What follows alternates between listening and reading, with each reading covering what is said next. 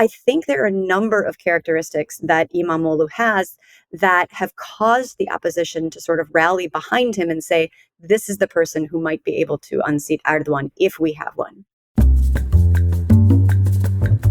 Welcome to Global Dispatches, a podcast for the foreign policy and global development communities and anyone who wants a deeper understanding of what is driving events in the world today.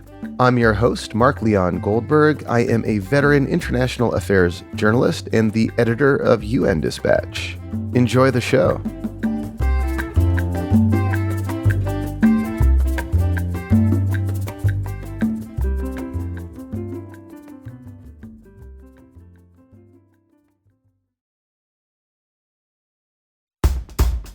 On March 31st, Turkey held local elections across 81 provinces.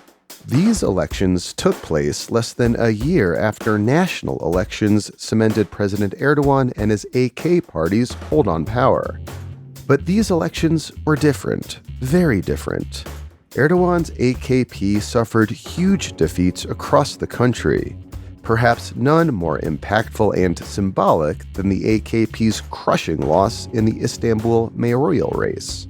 As my guest today, Lisel Hintz, explains, these may have been local elections, but the results show a growing nationwide opposition to Erdogan and his authoritarian leadership style.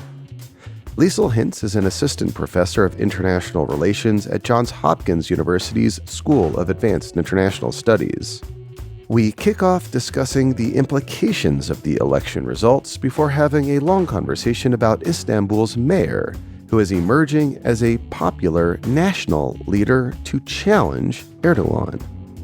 By dint of its history, geography, and geostrategic role, local elections like this in Turkey certainly have outsized international implications, and Lisel Hintz does a great job of breaking it all down.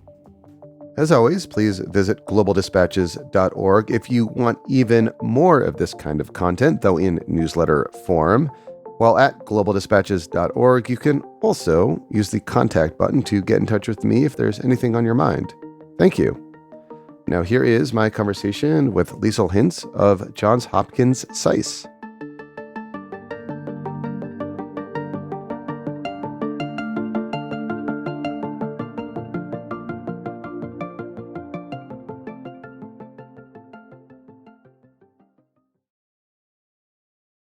To kick off, I'm interested in having you explain what was up for grabs in these elections and just how big of a surprise were the results.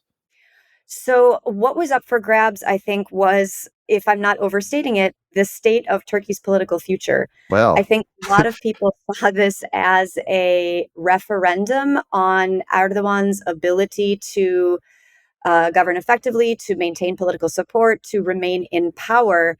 He has said that he won't run for elections in the future. Of course, he just won the presidency again in May of 2023, but he said that he wouldn't run again, and then he has run again. So that's not necessarily something that we should put a whole lot of stock in. But I think that for a lot of observers and for those who are voting in Turkey, this was a chance to contest the way in which the Erdogan government has been increasingly consolidating power, has been disenfranchising the Kurdish population, has been vilifying the LGBTQ plus population, has been presiding over an economy that has left incredibly high numbers when it comes to inflation, that has left many people not able to purchase basic food goods.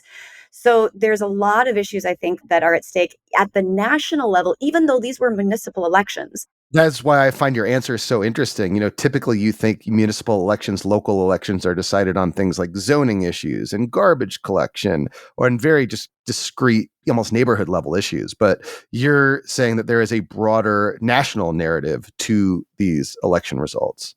I think there's very much a broader national narrative. And I think it is because we are not long away from those elections in May of 2023, in which the opposition had so much optimism, so much belief that by coming together in a coalition of six ideologically very, very diverse parties, they could unseat Erdogan, who has been in power since 2003, and his ruling Justice and Development Party, the AKP, has been in power for 2002. So this is over 2 decades of rule, essentially by the same man and the same party.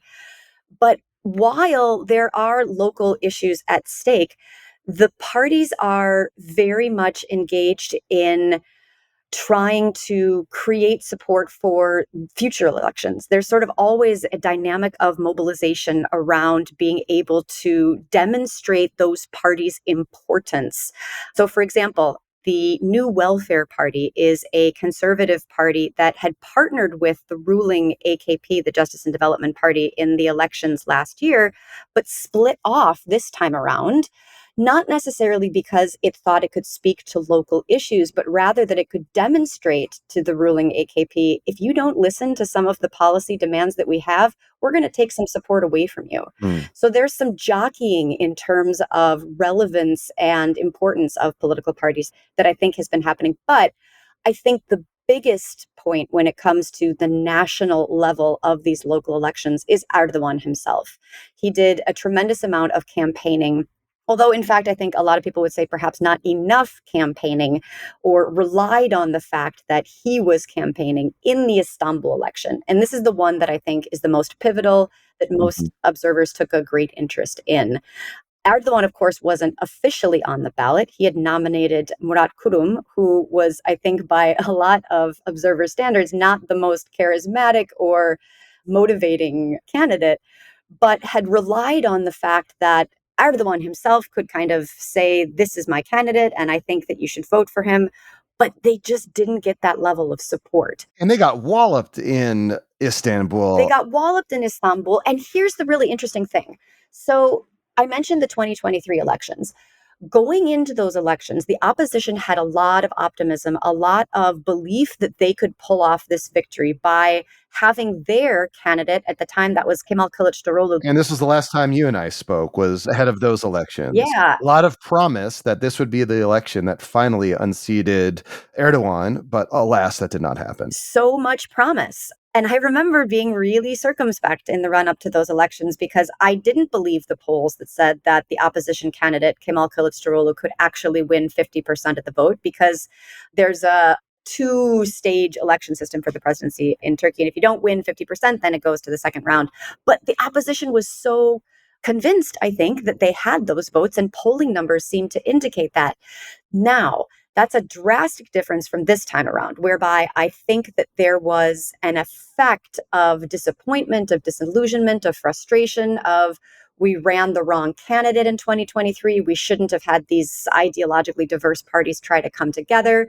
We believed in our own sort of rhetoric and our optimism, and that didn't play out.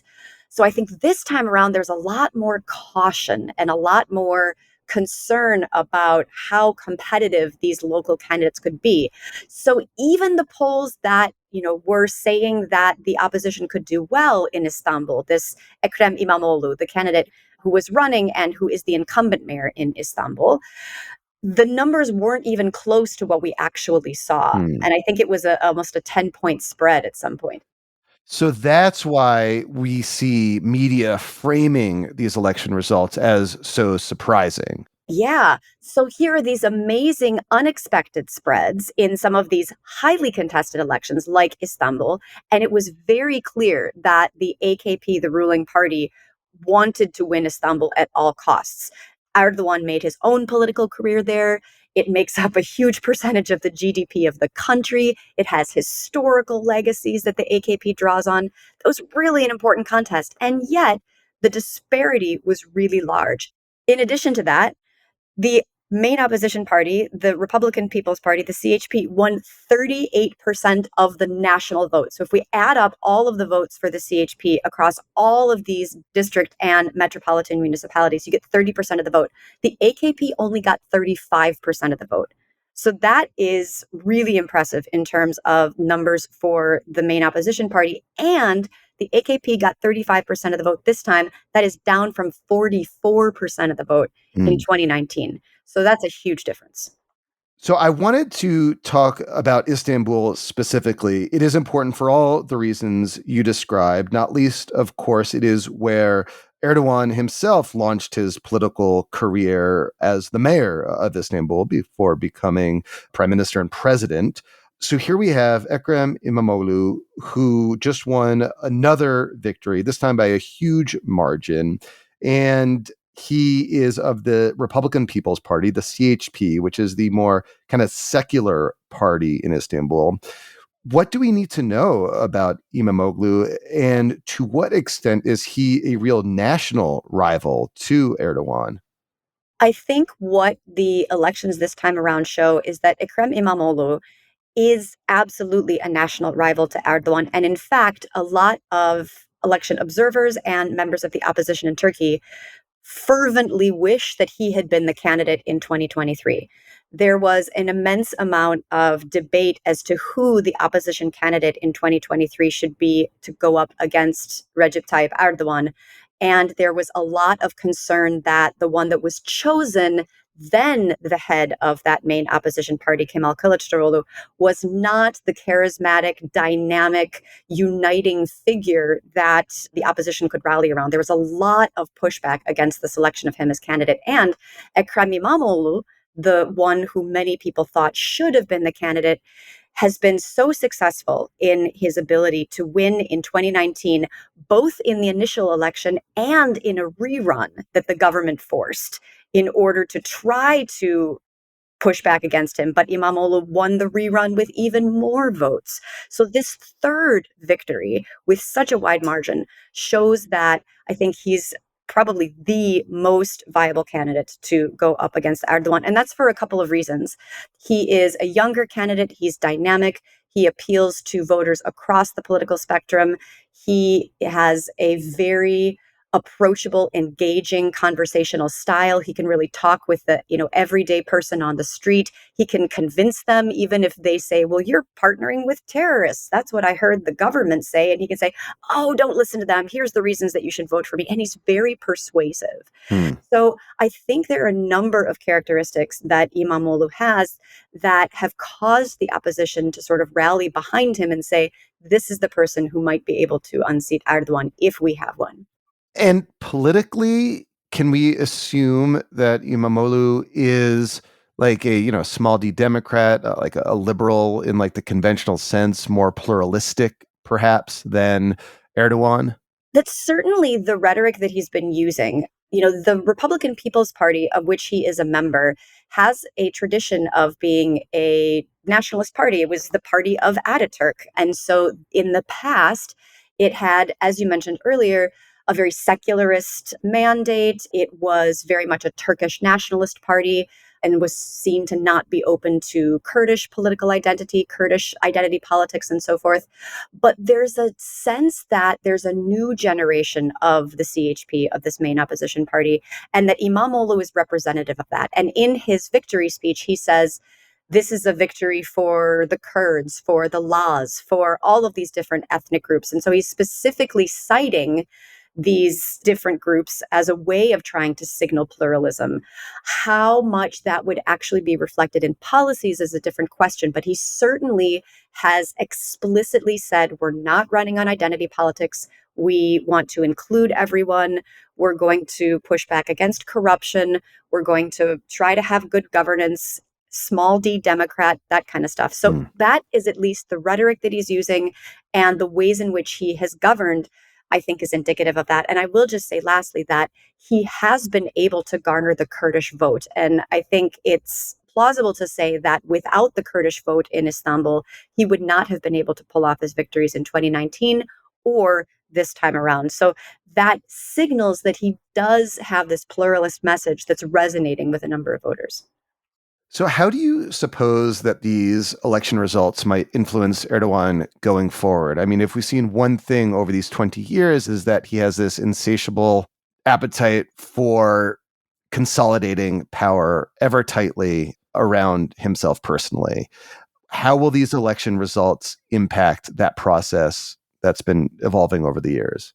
It's absolutely the case that in 2019, the opposition was revitalized and surprised by the victories that they were able to achieve. But in response, we saw Erdogan's government engage in a number of strategies to combat opposition gains at the local level. Those strategies varied depending on the targets. They used very open, visible, harsh strategies against mayors in the Kurdish region, for example. So, of the many mayors that were elected in the Kurdish district, I think over 90% of them were actually removed from their positions and replaced by a regime appointed trustee. This was done using laws that are sort of holdovers from the post coup era, from a state of emergency that allow individuals to be removed from their position on charges of criminal activity, not actually being convicted of it. So the regime used this as a way to remove dozens and dozens and dozens of democratically elected Kurdish mayors and therefore consolidate power in the Kurdish region. In the west of Turkey, or against Turkish targets, we saw a lot of bureaucratic hamstringing, of difficulties in terms of getting loans or in terms of putting forth particular infrastructure projects, just sort of making it difficult for mayors to govern. So it's clear that the government has identified these local opposition gains as challenges, not just sort of symbolically, wow, they can win Istanbul or they can win Ankara, the capital, but that these local governance areas can be used as ways to sort of build legitimacy for the opposition and show that they can govern. And so I think the regime has tried to crack down on that. And as you said, try to consolidate power. So the question now is, what will the government do? How, if at all, will it try to undermine the gains that have been made and the strongholds that have been kept, that is, in places like Ankara and Istanbul? It's interesting that Erdogan's speech on the night of the election seemed to be somewhat cognizant that there had been mistakes made by the AKP, that they hadn't campaigned in the way that they wanted to, that their policy and policy prescriptions had not resonated with the population in the way that they thought they would. So it seemed almost a recognition that they had not won what they thought they were going to, and that perhaps there would be an acceptance of the democratic gains made by the opposition. But that remains to be seen. We have seen in the past that the government has many tools that it can use to remove mayors, to curtail their ability to govern. Imamoglu faces a court case that has been postponed several times, but in late April, we'll know if he will be banned from politics. He's faced a number of different court cases. So there are sort of judicial, institutional tools that the government can use to try to undermine these gains. The question is, will the government try to? Does it believe that it can sort of get away with that without any kind of mass popular uprising that might destabilize its rule? So you've made, I think, forcefully the point that these were local elections with real national implications and driven by a real national narrative. So I'm wondering, are there any foreign policy implications for these elections? Might Erdogan modulate his behavior in any way on the international stage as a result of the kind of loss to his AKP? I don't think that I would expect any major foreign policy modulations. I do think it's important to think about foreign policy in the ways that leaders can leverage the status that they have on the international stage as messaging to populations about why they are important and they should stay in power, and the massive gains that they have achieved and the way in which they've gotten the international community to listen to Turkey. If you look at, for example, Turkey's prolonged blocking of Sweden's NATO accession bid, that was something that Erdogan was able to leverage into the purchase of F-16 fighter jets from the United States, which it had not been able to acquire for a long time. It was able to get countries to remove their embargoes on selling weapons technology and weapons parts to Turkey. So he was able to leverage quite a lot out of that. And he uses that back home in terms of domestic messaging of the kinds of things that the population can expect if the AKP stays in power, if he stays in power. So from a foreign policy perspective, I don't anticipate a whole lot of change. I will say that one, not that it will change, but I think one issue that Erdogan realized was of more concern. I do believe that Erdogan realized that the issue of Turkey's approach to Israel in the wake of Hamas's attacks on Israel on October 7th and Israel's response and its violence in Gaza and against Palestinians, I don't think that Erdogan realized that that could be a salient foreign policy issue that could hurt him. And the New Welfare Party that I mentioned earlier campaigned largely by saying that, so fine, Erdogan is criticizing Israel and rightly using harsh language against the violence that the Israeli state is using against Palestinians.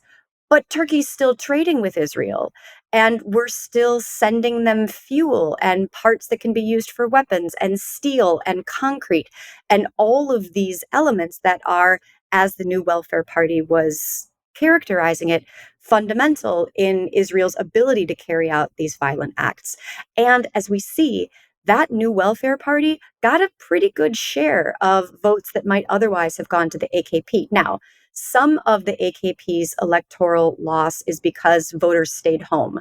They were frustrated with the economy. They're frustrated about promises on earthquake rebuilding that have not come through. We saw that specifically in the earthquake area. But we also see that those who are voting for new welfare may have expressed frustration with this hypocrisy that they see, that there's a tough stance on Israel, but there is this trade with Israel that continues that is allowing violence against Palestinians to continue in the way that the New Welfare Party framed it. So that's a foreign policy issue that was at stake in the campaign. One other one that I'll note just briefly is that in the run-up to the local elections, Erdogan and the AKP had mentioned that there would be new incursions against Kurdish targets in northern Iraq. There had been sort of increased partnership with Baghdad, trying to centralize the relationship between the two capitals, as opposed to the Kurdistan Regional Government, the KRG, in Iraq. So there was a lot of talk about, well, is there going to be sort of a peace process with the Kurds? And if so, is that going to affect Turkey's military incursions or even air campaigns against northern Iraq, against northern Syria? We don't seem to see any evidence of a tempering of that aggressive foreign policy. And we don't seem to see any evidence of an imminent reconciliation with the Kurds. And even if that were on the table on the part of the AKP, I don't know how much resonance that would find with the Kurdish population. So I don't see any kind of rollback of the aggressive military campaign that Turkey's been using in northern Iraq and northern Syria. I don't think that the government would change its policies or its behavior towards Israel just because there has been evidence of domestic dissatisfaction with that. I think the trade that has continued to go on will continue to go on. And that is representative of Turkey's relationship with Israel over the past 2 decades that the AKP has been in power. There have been diplomatic disputes, there have been recall of ambassadors, there have been downgrading of diplomatic relations to the second secretary level, but trade continues, economic cooperation continues, security cooperation continues in several ways. So while I think the issue of Israel was negatively affecting the AKP's vote in certain ways, I don't see a lot of foreign policy change there either. Lisel, thank you so much for your time. Thanks very much for having me join.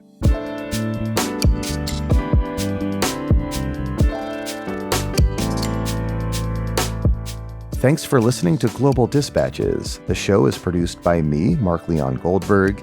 It is edited and mixed by Levi Sharp. If you are listening on Apple Podcasts, make sure to follow the show and enable automatic downloads to get new episodes as soon as they're released. On Spotify, tap the bell icon to get a notification when we publish new episodes. And of course, please visit globaldispatches.org to get on our free mailing list, get in touch with me, and access our full archive. Thank you.